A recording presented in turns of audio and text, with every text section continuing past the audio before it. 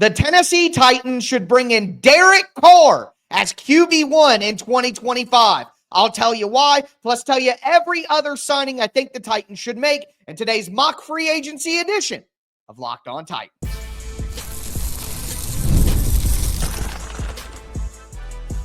You are Locked On Titans, your daily Tennessee Titans podcast, part of the Locked On Podcast Network, your team every day. Welcome to the Locked On Titans podcast. I am your host, Tyler Rowland. Titans fans, today's edition of the Locked On Titans podcast is brought to you by PrizePicks. Go to prizepicks.com/LockedOnNFL. Use the code LockedOnNFL, all lowercase, to win $50 instantly when you play $5. It is day 3 of off-season road map week. On day 1, we talked about the off-season schedule and went through all of the Tennessee Titans in-house free agents to decide who should be brought back and who they should let go. Yesterday, we talked about trades. We talked about cuts. We talked about salary cap management and determined that the Tennessee Titans would have $40 million of cap space going into free agency based on the re-signings that we made. Well, today it is time to do a full mock free agency. I have 7 signings for you guys, maybe even 8 signings for you guys. We got Derek Carr at quarterback. We got a splash move on the offensive line that I think everyone will love.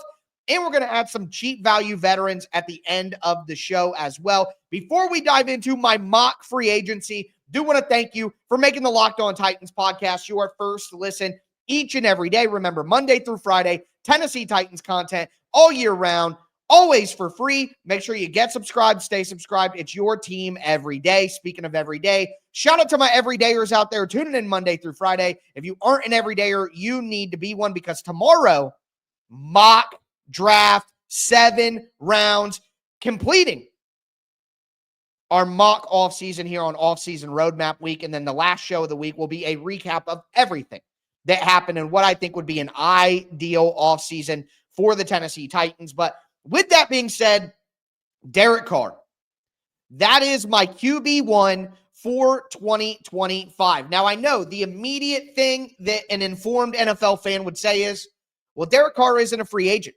He's still currently on the New Orleans Saints. Well, let me throw some numbers at you as to why I believe Derek Carr will be released. The New Orleans Saints are $51 million over the salary cap right now. Derek Carr has a $51 million cap hit. Well, if the Saints release Derek Carr with a post-June 1st designation, he will save them $20 or $30 million on the salary cap.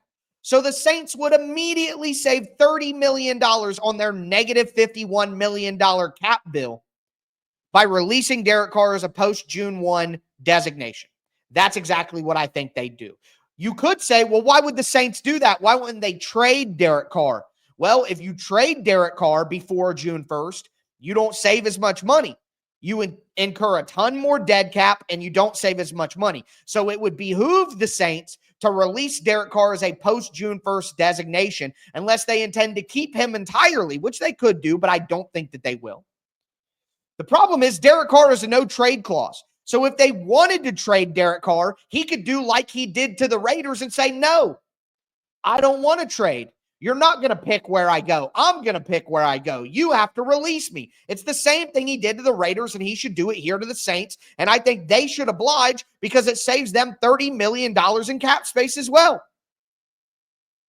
And then the Tennessee Titans signed Derek Carr. And you may ask, why Derek Carr? I don't think Derek Carr is very good. Look, I don't think that Derek Carr is some elite quarterback either. Derek Carr is a mid quarterback in the NFL. He is an average starter in the NFL. If you rank Derek Carr amongst NFL quarterbacks, he's probably 16 to 22, maybe 14 to 22 on a good day. Derek Carr is an average starting quarterback, and quite frankly, that is what the Tennessee Titans need right now. I don't want the Tennessee Titans to take a quarterback at number 1 in the NFL draft with the roster in its current state. I want a veteran quarterback who can come in. You're going to be able to see who's playing well at wide receiver, who's playing well on the offensive line. You're going to have general good average starting quarterback play. And quite frankly, Brian Callahan needs that to prove that he should keep his job. Plus, Brian Callahan and Derek Carr work together in Derek Carr's best seasons for the Raiders. So there's a connection there. And Derek Carr fits the type of quarterback that Brian Callahan wants in his system, who can read the field, who can read the defense, precision, timing, be accurate. I am not a big Derek Carr fan. I've called him Derek Garbage for most of my life. I don't think that Derek Carr is some great player, but he's going to be able to be as good as the roster around him. And he's going to be able to be a stopgap option for the Titans. And if the Titans do decide Abdul Carter gets caught, beating up his girlfriend or something like that, not saying that should happen or I'm just saying these things happen. If something happened where Abdul Carter had a crazy off-field issue and you couldn't take him anymore and you decide you do want to take one of the quarterbacks, well, Derek Carr can be a perfect bridge quarterback. I would give Derek Carr a 2-year, $40 million deal. So $20 million a year with about 25 to 30 million guaranteed. You can finagle the salary cap to where his cap hit for this year is only like $12 to $15 million. So I'm taking Derek Carr. That's my number one option over Kirk Cousins, who is absolutely washed. Aaron Rodgers, who I don't think that's happening. The Jets would lose $25 million in cap space if they cut Aaron Rodgers. So I don't think that's happening. So out of, Kirk Cousins, Russell Wilson, Aaron Rodgers, Derek Carr is the best player out of those people, and he's still not going to be incredibly expensive. And I would rather pay Derek Carr $20 million for only 2 years than pay Sam Darnold $40 million for 3 years. Like, I'm not paying Sam Darnold $40 million a year for 3 years. That's too much of a commitment. I don't think that Sam Darnold is that much better than Derek Carr anyways, if at all. Now, Justin Fields, Jacoby Brissett, Jameis Winston, Mason Rudolph coming back. Maybe those are options for the Titans. But what I would do if I were the Titans is go get Derek Carr after he's released by the Saints. You have the connection. You have a value contract. You're not overcommitting for the long term. You can still take a quarterback number 1 in the draft if you really want to, but you have a veteran bridge guy who's not that expensive who you can count on. And if they don't want to take a quarterback, which is not what my plan is going to be this offseason, I'm going to go out and pay $5 million for Mac Jones, too. The Titans said that they are going to attack the quarterback position. That is the terminology that Mike Borgonzi used. They are going to attack. All right? Well, go get Derek Carr as your bridge quarterback and your presumed starter, and then go get a young guy like Mac Jones for absolutely nothing and have those guys compete. And I think that Mac Jones could be a long-term backup for the Tennessee Titans. So get him in the building. If Derek Carr gets, again, Brian Callahan cannot risk having terrible quarterback play this year. He cannot risk it. He simply can't. So you go get Derek Carr as your number 1 guy. You bring in Mac Jones for cheap as well. Say you two are going to compete for the starting quarterback role. And then after you move on from Derek Carr after a year with little dead money, you draft your number 1 quarterback next year. You trade up for a quarterback next year. And you have Mac Jones as a long-term backup who could be behind that guy. Derek Carr, Mac Jones, $20 million to $18 million total on the salary cap. That is how I fix the quarterback position for the short term for the Tennessee Titans this year. But I'm making a big splash on the offensive line next. Do want to let you guys know that today's episode is brought to you by Gametime. Are you looking for tickets to your next big event? Maybe last-minute tickets to the big game this week? Whether it's a concert, a comedy show, a sports game, finding the right ticket at the right price can be a headache. But with Gametime Picks, it's never been easier. And let me tell you how it works with Gametime Picks. The app does all the hard work for you. It curates the best deals so you don't have to waste time searching through endless ticket listings. They have a super deal available for prime seats. Also, you get a panoramic view from your seat so you know what you're going to be looking at before you even hit buy. You combine all that with Gametime's lowest price guarantee. You're not going to find a better deal anywhere else. Ready to make your next event even better? Download the Gametime app, create an account, use the code LOCKEDONNFL for $20 off your first purchase. Terms apply. Again, that's code LOCKEDONNFL for $20 off. Download the Gametime app today. Last minute tickets, lowest price, guaranteed.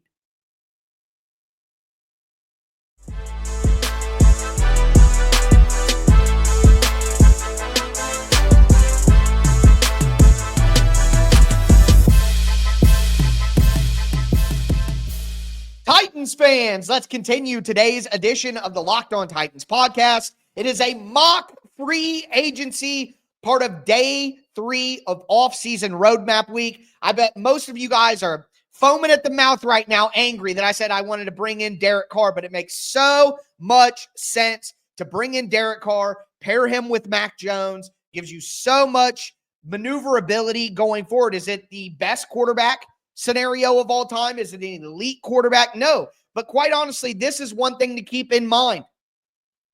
I am not trying to maximize long-term potential with Derek Carr. This is a short-term filler, a bridge quarterback to get us to the next quarterback, which the Titans take in the draft in the next 2 years. I know you quarterback folks are going to be so angry, but it is what it is, as they say. With that being said, though, moving away from quarterback, which Derek Carr, Mac Jones, for about $18 million. That's where I'm at with that. But then we get to the offensive line. And the offensive line needs a ton of love, obviously. No question about it, okay? Last note, Derek Carr last year, 10 games, 67% completion percentage, 2,145 yards, 15 touchdowns, 5 interceptions in 10 games. Add about 7 games onto that, it's a pretty good stat line. Derek Carr is a pretty average starting level quarterback. But you know who's not average?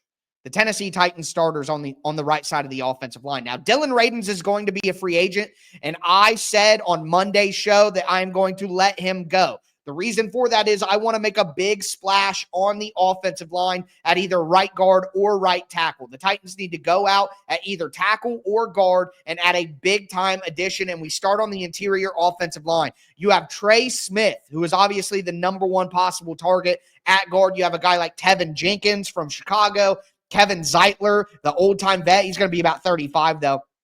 Mekhi Becton, who had a resurgent year at guard with the Philadelphia Eagles this season. You have Brandon Sheriff, who is a longtime veteran. Zach Martin, who's like 34, 35 now, been one of the best guards of my life, but definitely aging. Patrick McCarry from the Baltimore Ravens. Maybe bring Dylan Radins back. Listen, I'm going to get Trey Smith. That's my big free agency move. Go get Trey Smith. Listen, Trey Smith said this week, according to, I think it was Jim Wyatt from TennesseeTitans.com, interviewed him at the Super Bowl, and he said, I love Tennessee. Tennessee's always home. So clearly, he wants to come back home. I also saw in an interview recently that Trey Smith said, I'm a Tennessee guy. I just want a piece of land and some quiet. Well, if you're Trey Smith, and let's say you win the Super Bowl, or even if you don't, you've won 2 Super Bowls, probably a three-peat with Kansas City after this weekend. You've won bigger than any other player in NFL history has won. A three-peat. No one's ever done that. You've accomplished your rings. There's no reason to stay with Kansas City for maybe a little bit less money than you could get elsewhere. Come to Tennessee, revive your hometown team, be closer to your family. No matter what the Chiefs pay you, you're going to be able to make more in Tennessee because no state income tax, which is a huge, huge factor for the Titans in free agency. It makes too much sense. You come home, you have J.C. Latham at left tackle, Peter Skoronski at left guard, Cushenberry at center. Now you pay a big-time contract to Trey Smith to come home and be your right guard, and you are set at those 4 positions for quite some time. You're set. This move it's a better player. Trey Smith is a better player, but it reminds me of getting Roger Saffold from the Rams after they went to the Super Bowl in 2018. You get Roger Saffold. Now you have solidified your offensive line and you move forward. So Trey Smith, 4 years, $82 million.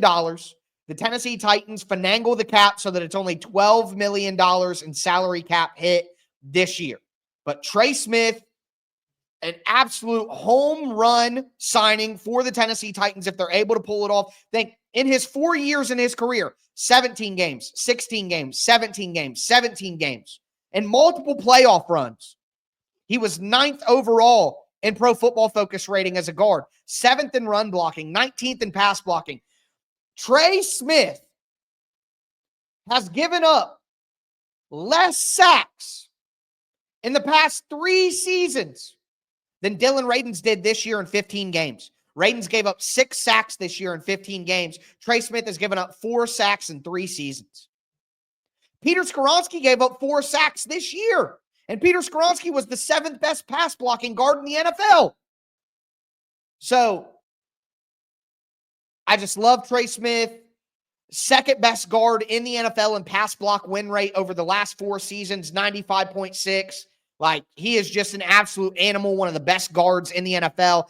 I think that the Titans can afford to spend on Trey Smith and get him in the building. So I am going to sign Trey Smith at right guard. That is my big-time splash free agent signing for the Tennessee Titans to go along with the 2 signings that we made at quarterback with Derek Carr and Mac Jones. Now we got to move to offensive tackle because clearly a big position of need for the Titans. You got guys like Cam Robinson, Jedrick Wills, Ronnie Stanley is at the top of the market, the Baltimore Ravens offensive tackle. Tyron Smith, who played for the Jets last year, who's obviously at the end of his career. Morgan Moses, another guy in his mid-30s. Alaric Jackson from the Los Angeles Rams. Joe Noteboom could be an option as well. For me, I look at that list and I made my decision. The Titans either need to give out a big contract at right tackle to Cam Robinson or Ronnie Stanley and get a cheap veteran guard, or they need to give out a big contract at guard and go with a cheap veteran insurance option at right tackle so that they're protected for the draft. I decided to go with the best player available, and in my opinion, that's Trey Smith. He's only 25 years old. So I'm giving a big-time contract to Trey Smith, which means I'm going with a veteran insurance option at right tackle, and I'm going to go with Jedrick Wills. Jedrick Wills, from the Cleveland Browns, he's still only 26 years old. Injuries are a bit of an issue in his 5 seasons. 15 games, 13 games, 17 games, and then 8 games and 5 games in the last 2 years. So you have to make sure he's healthy. But Bill Callahan got the most out of Jedrick Wills. Also, you could say Jedrick Wills has been a left tackle. He was a right tackle in college, and he's less important than J.C. Latham. So leave J.C. Latham at left tackle. You have Peter Skoronski at left guard, Cushenberry at center, Trey Smith, now one of the best guards in the NFL at right guard. You bring in Jedrick Wills as an insurance policy in case you can't get a right tackle early enough in the NFL draft, but you still have a guy who has played high-level ball under Bill Callahan who has right tackle history that he can rely on. 29 games in college, Jedrick Wills played at right tackle. So a big portion, all right? So that is how I attack the offensive line. I make the big splash signing at right guard. I get a good young veteran insurance policy at right tackle. Jedrick Wills is better than Nicholas Petit-Frere could ever dream of being, even though Jedrick Wills has not been at his best the last few years. But the connection to Bill Callahan, his market value is only $2 million.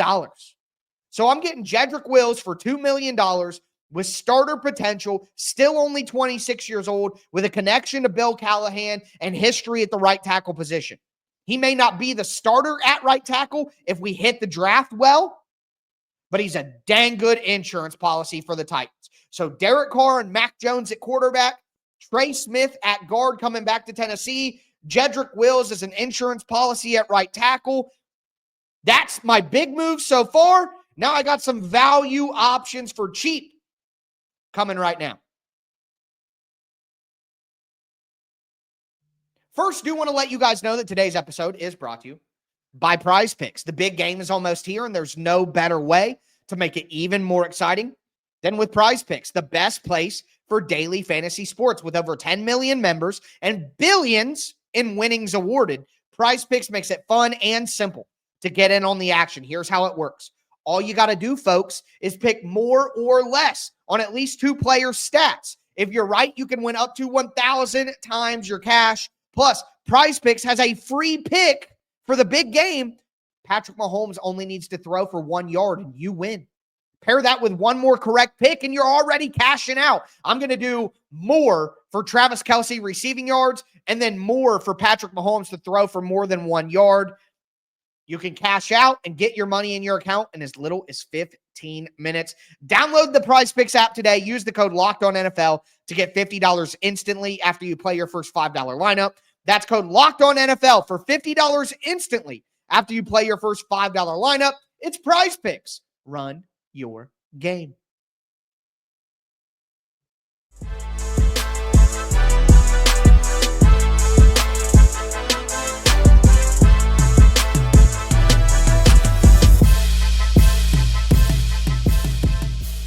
Titans fans, let's cap off today's mock free agency edition of the Locked On Titans podcast, day 3 of off-season roadmap week. Want to remind you guys, on Monday, our first show of the week, I went through every in-house free agent for the Titans and decided whether I want to bring them back or let them go. That impacts how much money we have here in free agency and how many holes we plan to fill. I'm going to recap everything at the end of this week. But yesterday's show, we went through trade options for the Titans. We went through cap cut options for the Titans. We talked about veterans that we're not going to mess with their contracts. Now, I'm going to amend that a little bit here in just a second. But obviously today, $40 million of cap space. We get Derek Carr, Mac Jones, Jedrick Wills, and Trey Smith.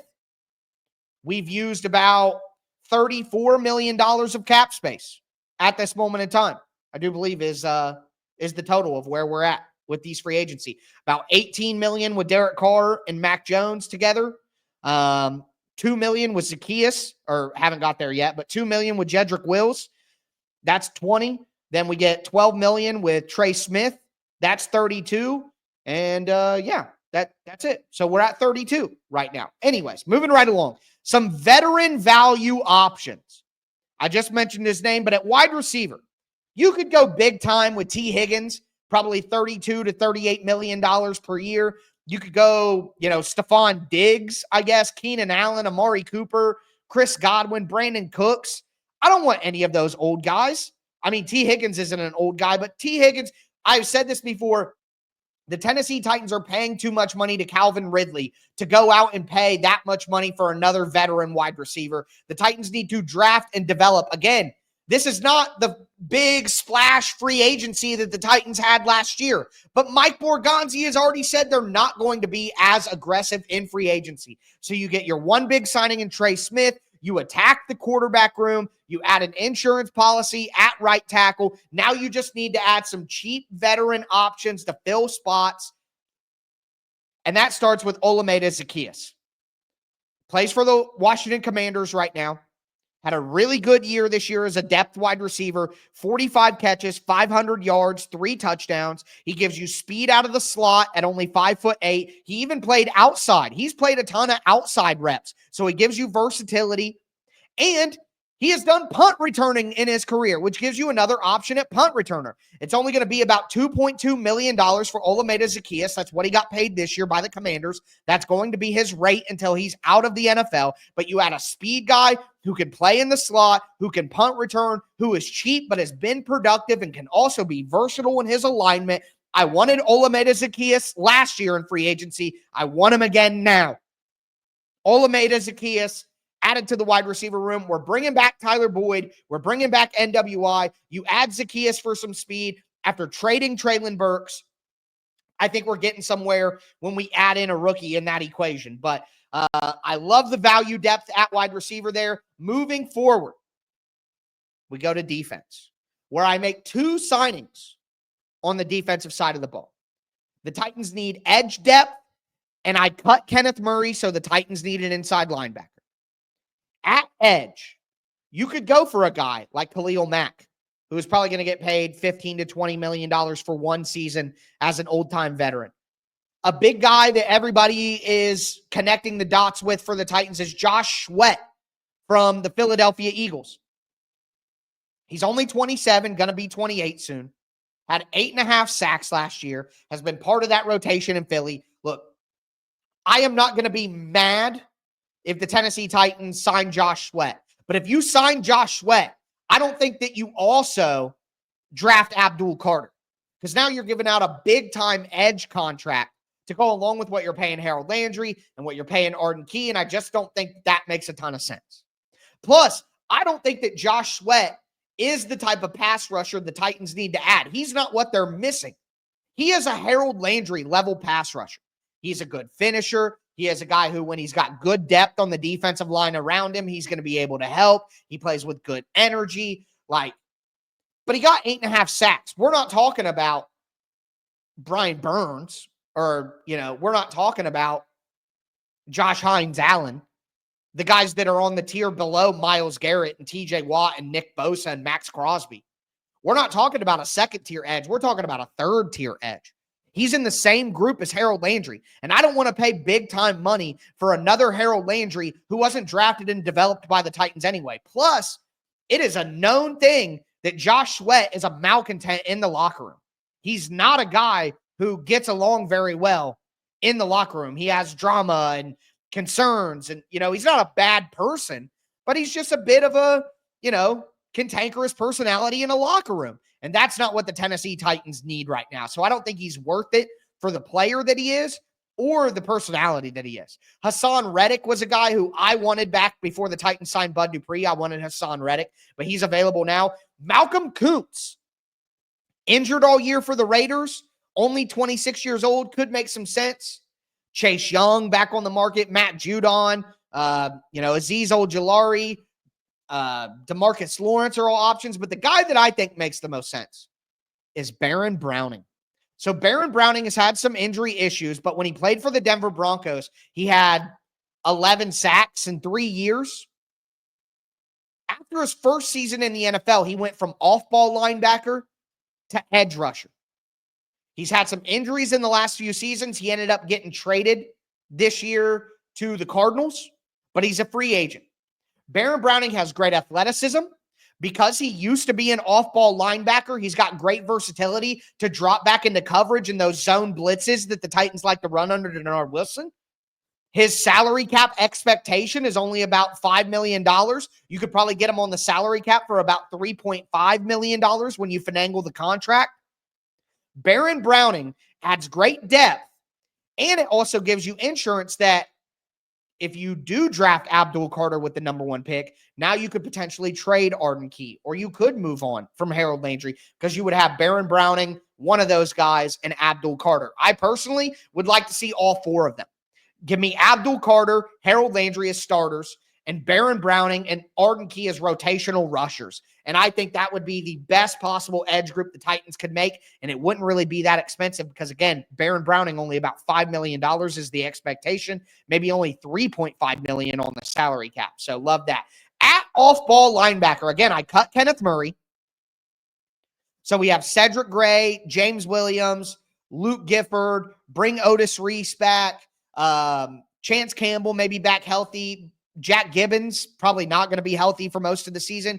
But the way I see it, one of these young linebackers, whether it be Cedric Gray or James Williams, one of those guys need to start next year. We need to see it. It's time. But with that, the Titans need one actual true starting level linebacker. I would love to add somebody in the draft, but I'm not certain you're going to be able to do that with good value with the other needs that matter more. So you look, Nick Bolton from the Chiefs, incredible linebacker, is available. But he's probably going to make $15 million a year like Patrick Queen, Azeez Al-Shire money. I'm not paying that for a non-elite off-ball linebacker. Dre Greenlaw, only 27, great linebacker, but injury issues, hard to pay him. Bobby Wagner, go back to the Commanders. It doesn't make any sense. Ernest Jones, the Titans already showed that they didn't want to pay him. Zach Bond, great all-pro year with the Eagles. I'm not paying Zach Bond for that 1 year. Levante David, Robert Spillane, Clay Barton, or Cody Barton, I mean. But the guy that I've identified that I want to give a shot is Jamian Sherwood from the Jets. He had 158 tackles last year. He's played 17 games in 3 straight seasons. He's only 25 years old. He had 2 sacks. He had 10 tackles for loss, 3 pass deflections. This is a guy who is young, violent, downhill, fits perfectly what Denard Wilson wants in a linebacker, but he's also shown a little bit of ability in coverage, and at only 25 years old, could stand to get better in coverage. Jamien Sherwood has played behind guys for the New York Jets, so he hasn't really got his full opportunity to shine. But look what he did last year, 158 tackles, 2 sacks, 10 tackles for loss in the opportunity when he finally got to be at the big time. You could probably get him for about 2 years, $15 million. It is the same exact contract that they gave Kenneth Murray last year. Just give the exact same contract to Jamien Sherwood and see if he's better than Kenneth Murray. And I think that he could be. 2 years, $15 million, $5.5 million on the salary cap this year, which is the same thing that the Titans did with Kenneth Murray. So, Derek Carr, 2 years, $40 million. Mac Jones, 2 years, $10 million. Olamide Zaccheaus, 1 year, $2 million. Jedrick Wills, 1 year, $2 million. Trey Smith, 4 years, $82 million. Baron Browning, 1 year, $5 million. Jamien Sherwood, 2 years, $15 million. That is my free agency haul for the Tennessee Titans.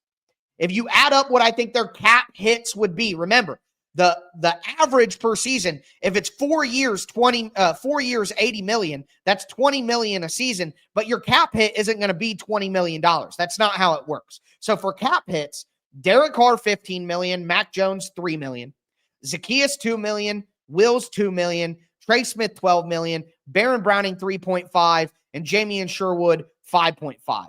That is $43 million. Now, coming into the day, well, let me say this. It's $43 million. But remember, only the top 51 players count towards your salary cap number. The Tennessee Titans would be adding 7 players, so you knock off 7 players, which is $7 million because all of those players have about $984,000 on the salary cap. So you're adding 7, but you get to remove $7 million. So $43 million in salary cap money spent on these free agents minus $7 million gives you $35 million. Now, I said yesterday I wasn't going to touch any of the contracts of Calvin Ridley, L'Jarius Sneed, Cushenberry, Cheeto, but I am going to do a small adjustment on Calvin Ridley because I expect Calvin Ridley to be with the Titans for the next 2 seasons, which means they're not going to cut him after the year and then have a ton of dead cap that they have to eat. They're going to have him for another year after that. I think the Titans move on from Calvin Ridley after 2026. So I'm going to do a $13 million adjustment, or my apologies, an $11 million adjustment on Calvin Ridley's contract to give the Tennessee Titans a little bit more in salary cap room. So we get the Titans up to $55 million in salary cap space. And then after that, we remove down with the $35 million that we've spent. So we get up to $55 million in cap space with the Calvin Ridley restructure. And then we spend our $35 million in salary cap space on these free agents. And the Titans have $20 million of salary cap space left as they head towards the NFL draft and the summer free agent market. So that's where I'm at right now. That's everything I've done to this point. Derek Carr, Mac Jones, Olamide Zaccheaus, Jedrick Wills, Trey Smith, Baron Browning, Jamien Sherwood. Add that to the players that we re-signed on Monday's show, and we have $20 million of cap space left over, headed to the NFL draft on tomorrow's show. Set round mock draft coming your way. Make sure that you get subscribed, stay subscribed. But that's going to do it for me today, folks. As always, I am your host, Tyler Rowland, and this was Locked On Titans.